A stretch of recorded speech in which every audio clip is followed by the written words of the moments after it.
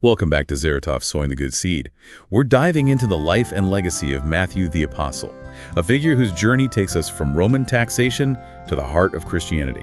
Matthew's transformation from a tax collector to a devoted disciple of Jesus, and eventually the author of the first gospel, offers great insight into faith and change. Matthew, also known as Levi, was a tax collector, a profession often linked with corruption and seen as a betrayal of Jewish identity under Roman rule. Can you tell us about the social and religious implications of his profession? Tax collectors were in a tough spot in first-century Jewish society. They were seen as collaborators with the Roman Empire, profiting from the system that oppressed their own people. They were often accused of extortion and enriching themselves at the expense of others. They were ostracized and considered ritually unclean, meaning that associating with a tax collector could taint one's own standing in the community. It's interesting that Jesus, a figure who championed the marginalized and challenged societal norms, would choose someone like Matthew to be his disciple. Can you talk about the significance of Jesus calling Matthew to follow him? Absolutely. It was a radical act in many ways. It challenged the social and religious prejudices of the time. By extending his call to someone as ostracized as Matthew, Jesus demonstrated that his message of love and redemption was truly meant for everyone. It also showcased the transformative power of faith. Jesus saw beyond Matthew's current job and recognized his potential for change. And how did Matthew respond to this invitation? The Gospels describe his response as immediate. He left everything behind, his work, his income, his position, to follow Jesus without hesitation. It shows the impact of his encounter with Jesus, compelling him to embrace a different path. It's powerful. This shift in Matthew's life becomes a central theme in his gospel, doesn't it? Yes, Matthew's experience of radical transformation really shapes how he presents Jesus to his readers. His gospel is filled with a sense of urgency, a call to abandon old ways and embrace the new possibilities offered by faith in Jesus. Let's dive into the gospel according to Matthew. We know he wrote it, but what makes his version stand out from the other gospels? What makes his perspective unique? One key feature of Matthew's gospel is its focus on a Jewish audience. Matthew carefully connects Jesus to Old Testament prophecies, showing him as the fulfillment of Jewish hopes and expectations. So Matthew is making a case for Jesus as the Messiah, but doing it in a way that resonates with a Jewish audience familiar with their scriptures. Can you give us some examples of how Matthew does this? Certainly. For example, the detailed genealogy of Jesus at the beginning of Matthew's gospel. He traces Jesus' lineage back to Abraham, the father of the Jewish nation, and King David, the figure from whom the Messiah was prophesied to descend. This lineage establishes Jesus' credentials, linking him to the history and promises of the Jewish faith. It's like a legal document, carefully establishing Jesus' claim to the title of Messiah. I'm curious about the phrase, that it might be fulfilled, which was spoken by the prophet, that Matthew uses a lot. How does this contribute to his message? This phrase is crucial in Matthew's narrative. By linking Jesus' actions and teachings to Old Testament prophecies, Matthew demonstrates that Jesus is not just a teacher or prophet, but the long-awaited Messiah whose coming was foretold centuries earlier. This would have resonated with a Jewish audience familiar with these prophecies, allowing them to see Jesus within their own sacred tradition. It's a clever way to weave together the old and the new to present Jesus' messianic identity. I'm also intrigued by Matthew's frequent use of the phrase, kingdom of heaven, especially since other gospels use kingdom of God more often. What's the significance of this choice of words? That's an interesting observation. While both phrases refer to the same concept, God's reign and rule, Matthew's preference for kingdom of heaven might reflect a sensitivity to Jewish feelings about using God's name directly. This difference shows Matthew's understanding of his audience and his careful attention to presenting Jesus in a way that would be both accessible and respectful to their cultural and religious norms. This sensitivity to his audience shows the intentionality behind Matthew's writing. He's carefully crafting a message to persuade and inspire his Jewish readers. Exactly. Matthew's gospel is a carefully constructed work, weaving together narrative, theological argument, and cultural awareness to present a compelling picture of Jesus as the Messiah. And within this, we find one of the most famous passages in Christian literature, the Sermon on the Mount. What makes this collection of Jesus' teachings so central to Matthew's gospel and to Christian thought?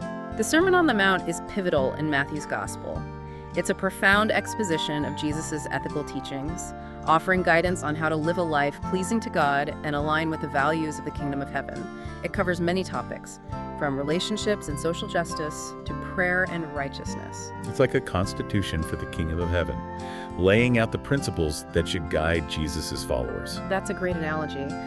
Within the Sermon on the Mount, we find the Beatitudes, those teachings that begin with "Blessed are." These statements present a different way of thinking about values, emphasizing humility, meekness, mercy, and a hunger for righteousness. These teachings seem counterintuitive, especially in a world that often prizes power, wealth, and social status. Could you elaborate on the significance of the Beatitudes within Matthew's Gospel and their relevance for us today? The Beatitudes challenge conventional ideas about happiness and success. They present a path to true blessedness rooted not in material possessions, but in qualities like humility, compassion, and a longing for justice. They invite us to reconsider our priorities and seek fulfillment in a deeper, more spiritual dimension of life. It's a call to live differently, to embrace values that may seem out of step with our time, but which ultimately lead to a more meaningful existence. Matthew, the former tax collector, seems to embody this way of life, doesn't he? Leaving behind a life of worldly success to follow Jesus, he becomes an example of the transformative power of faith and the change in values that Jesus preached. Indeed, Matthew's journey reflects the call to discipleship that he presents in his gospel. His life, his writings, and his legacy are a testament to the power of faith to change lives, challenge societal norms, and inspire people to seek a deeper purpose beyond the material world. Matthew's story is a really good example of how true fulfillment is not about getting lots of money or status, but about aligning ourselves with something bigger than ourselves. That makes me think about the banquet Matthew hosted for Jesus after becoming his disciple. This gathering included a lot of tax collectors and the people that society labeled as sinners. What does this tell us about Jesus' ministry and the community he was trying to build? That banquet was incredibly significant. It shows the radical inclusivity of Jesus' message. By eating with people considered sinners and outcasts, Jesus really challenged the social and religious rules of his time. He welcomed those rejected by the religious leaders, showing that God's love and forgiveness are for everyone who wants them. Matthew acts as a bridge between these two worlds, doesn't he? He brings his old colleagues to Jesus, giving them a chance to experience the same thing he did. Yes, exactly. And this act of welcoming others is a great model for all of us today. It challenges us to show welcome and compassion to those different from us, those who are pushed aside in our own communities. It reminds us that God's love is huge, and we should show that love to others. This message of radical inclusivity is woven all through Matthew's Gospel, and it's underlined in the Great Commission at the end of his Gospel. This passage talks about Jesus telling his disciples to go and make disciples of all nations. Can you explain the importance of the Great Commission and what it means for Christians today? The Great Commission is a very important part of Matthew's Gospel and the whole New Testament. It's an order for the church, a call to share Jesus' message with everyone in the world. It goes beyond borders and cultures, emphasizing the universal reach of God's love and the transformative power of the gospel. It's more than just about converting people, right? It's a process of helping and teaching individuals to follow Jesus and live his teachings in their own lives. You're absolutely right. It's not just about information, but about changing lives. It's about inviting people into a relationship with Jesus and giving them the tools to become agents of change in their own communities. It's a call to discipleship, a lifelong journey of learning, growing, and serving others in Jesus' name. It's interesting that Matthew, the tax collector, becomes the one to record and share this universal call. His own journey from someone people hated to a follower of Jesus adds weight to his message. He is a living example of the change he invites others to experience. His life proves that the gospel can break down walls, heal wounds, and empower people to embrace a new life with purpose and meaning. His story reminds us that it doesn't matter where we come from or what we've done in the past, God can use us to do amazing things. Matthew's journey also reminds us that following Jesus means going against the norm, challenging society, and doing the right thing, even if it's not popular. We see this in how Matthew keeps spending time with sinners, even after becoming a disciple. What does this teach us about courage and conviction in our faith? Matthew's commitment to his faith, even when criticized and pressured, is inspiring.